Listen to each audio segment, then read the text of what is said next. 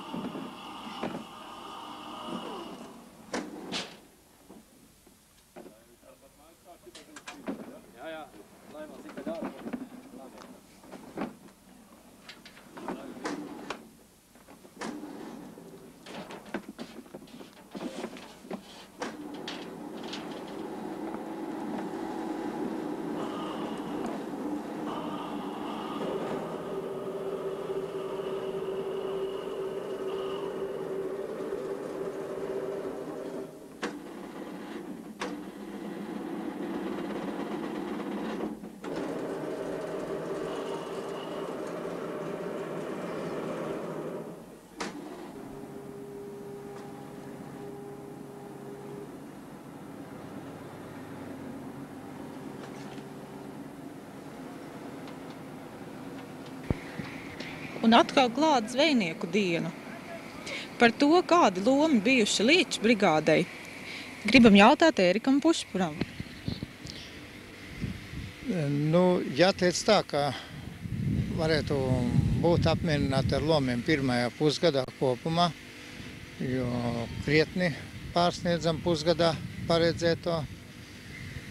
Varbūt tāpēc tieši, kad zināmā mērā saimniecība vispār skāra degvielas trūkums un visasāk tas skāra Ventspils brigādi, un līdz ar to arī, lai cehiem nodrošinātu darbu, bija mūsu brigādei iespējamība zvejot, nodot šo zivtiņu vairāk, un arī līdz ar to,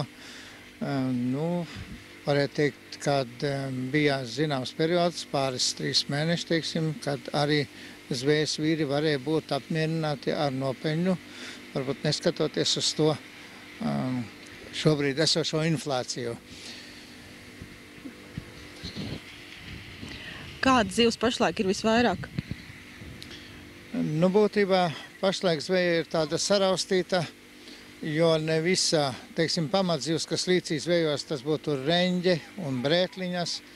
Tās praktiski nav derīgas visāda veida produkcijas ražošanai. Galvenokārt viņa varētu realizēties kā atvēsināta produkcija. Tas ir dot tieši veikalā realizēšanai svaigā veidā. Ja?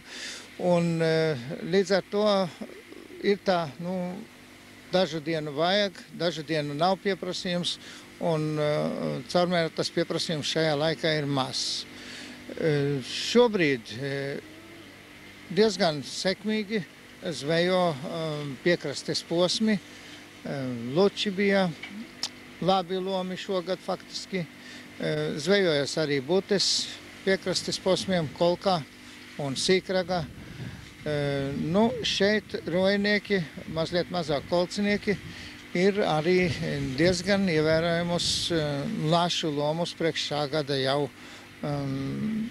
izņēmuši no murdiem. Stāvot zvejā arī piekrastes posmiem veicas tīri labi. Par abām kolku un rojas grupu ir nozvejoti vairāk kā 240 tonnas reņģes un kāds 30 tonnas brētliņas. Tas ir 440, piedošana pārteicās. Acīm redzot, ka tas arī būtu tāds normāls rādītājs, kas apmēram bija arī pārējos gados. Uz zušu lomiem, acīm redzot, ir jāgaida vēl. Pagaidām tikai tāds zīme, kad ir, bet vai viņi būs vai nebūs, teiksim, krietni lieli, to šogad grūti spriest, bet kaut kas jau gaidāms droši vien būs. Bez mūsu apkārtnes veikaliem, kur vēl var saņemt bankas produkciju? Bankas produkciju pārsvarā bija mēģinājums realizēt svaigo zīvi, tas ir atvēsināto šeit pa rajonu, Dundagā, Sabīlē, vēl citās apdzīvotās rajonu vietās. Šobrīd domājam, ka tomēr vajadzēs mēģināt rast iespēju tirgot lielākās pilsētās. Varbūt tā varētu būt Rīga, varbūt Jelgava, kur meklēs pieprasījumu, jo pretējā gadienā praktiski šajā laikā nebūs ne zvejas, ne arī ieņēmumu, varētu teikt, brigādei nopeļņas, cehiem nopeļņas un arī, teiksim, arī saimniecības ieņēmumi zināmā mērā samazināsies. Tā kā šī te iespējamība meklēt, realizēt dzīvi kaut kur tālāk būs jāmeklē. Produkcija kā tāda par izstrādājumiem, par konserviem, par prezerviem, šo jautājumu droši vien, ka ražošanas daļa labāk pārzina, es nemēģināšu viņu sfērē lausties iekšā. Ko jūs vēlētos novēlēt zvejniekiem profesijas svētkos? Profesijas svētkos es gribētu pirmām kārtām novēlēt labi atpūsties, saglabāt tādu, varbūt, profesionālo cieņu, saglabāt svētku noskaņu kopā ar visu ģimeni un pēc atpūtas, protams, atkal doties darbā. Cik viņu varēs piedāvāt, tas ir atkal atkarīgs no jau iepriekš minētiem faktoriem. Vai būs realizācija, vai būs pieprasījums. Paldies, lai jums veicas! Kā jums šodien veicās zvejā? Kā jau parasti vasarā, kad zivu nav koncentrācijas sevišķi. Tā kā vajadzēja meklēt rupjāk reņģi, ko arī izdarījām, bet nav, tas ir zināms, bet ja vajadzīgs, tā jāiet. Un nāca malā, tur šprotreņģīt vairāk nav. Tā, darbs robežās. Cik tas ir daudz? 300 kg pa stundu trallējumu, un tas ir normāli, es uzskatu. Viekam? Teiksim, uz vienu kuģi tas varētu iztikt. Vidēji varētu nozvejot tonu, bet tā kā jādala viss kopā uz 8 kuģiem, tad tas pārējiem bija daudz mazāk nozveja, tā kā tas nav normāli. Es domāju, ka laiks ir jau, ja jau iet privatizācija, tā vajag arī pie tā turēties, nevis tā kā kopīga katla viss. Un tāpēc, ja nav tā interese ar, lai nozvejot. Tā vēl pieraduši, kā saka, šodien man mazāk, citam rīt vairāk un tā. Es jau no paša sākuma biju pretī, ka šī tā grupas zveja nedara. Kā turpmāk būs, redzēsim. Bet, vidējais uzskatu, ka šodien vajag vismaz 100 trubuļu nopelnīt, tā tik tā. Tas būtu ēšanai, pa pārējai nerunājot. Ja vēl, kas saka, nāks komunālo pakalpojumu klāt, kas, laikam, arī kurinām, tad vismaz 300 trubuļu vajag dienā. Tas ir uz 10 000 zvejnieks, lai vismaz mēnesi nopelnīt. Tas ir tas minimālais. Tad varēs izdzīt, tad varēs iztikt, tad varēs iet vēl zvejot. Ja tas nebūs, tad tā jaunatnē te nav ko darīt, vecie vēl ar, kā saka, to pensiju un tā tālāk. Jums labi logi. Paldies. Zvejniekam labi jābūt.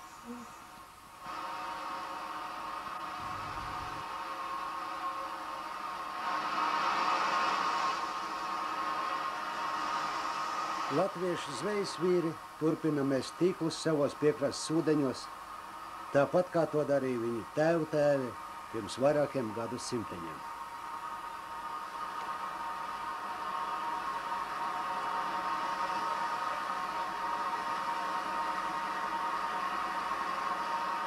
Jūra dod viņiem iztiku un baro vēl daudzus. Bet darbs prasa vīrišķību. It sevišķi rudeņos, kad plosās spēcīgas vētras. Daži no zvejniekiem nekad vairs neatgriezās krastā. Bet vai tādēļ zvejnieks pametīs savu profesiju, bīstamo un grūto, ko ir mantojis no saviem tēviem un tēvu tēviem? Vīri bezbailīgi iziet jūrā visos gada laikos.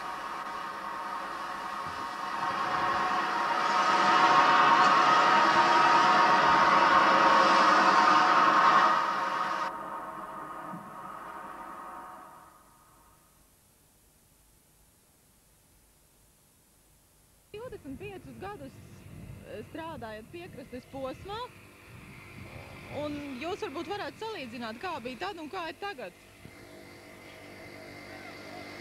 Ko tur var salīdzināt? Nekāds izmaiņas, no? Kā bija agrāk rokas darbs, tagad arī tāpat. Nekāda mekanizācija klāt nav nākas. Nu, un teiksim, samaksas ziņā. Kādā? Samaksas ziņā. Tagad jau viss cēnājumi ir daudz lielāk nekā ātrāk. Bet nozvēja bija vairāk, salīdzinot iepriekšējiem laikam. Nu, un tieši šogad kā ir rejots? Reņģi mazāk un sīkāk. Kādreiz bija vairāk un lielāk? Tā bija pavasaris, jau bija vienmēr liels reņģis, stingri lielāk. Un, teiksim, laši un zuši?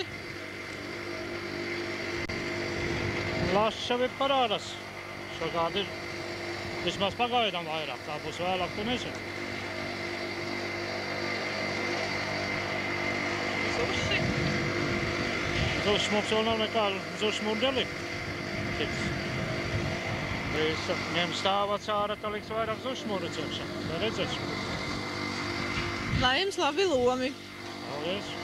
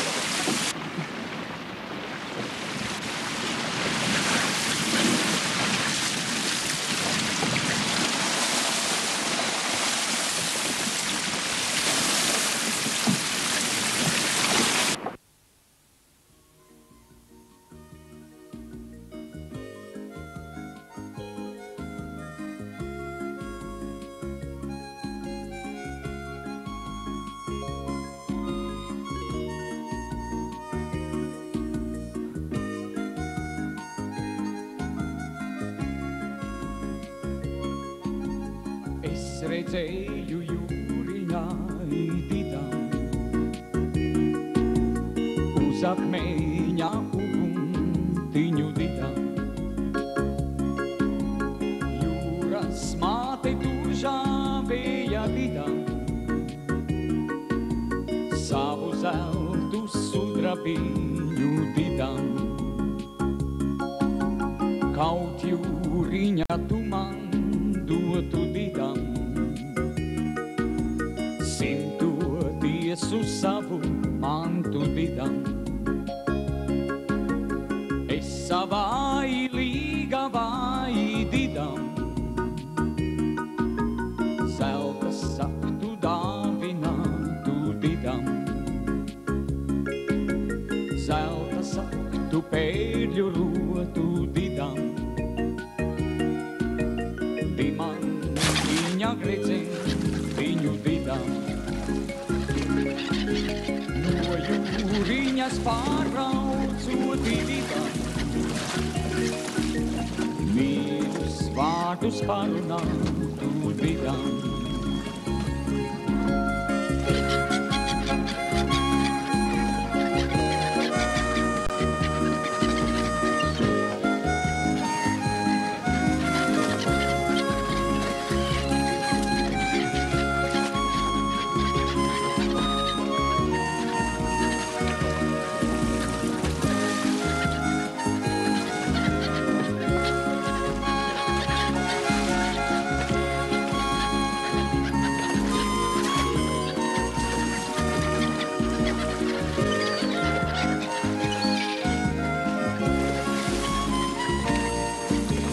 No jūriņas pārbraucu didam,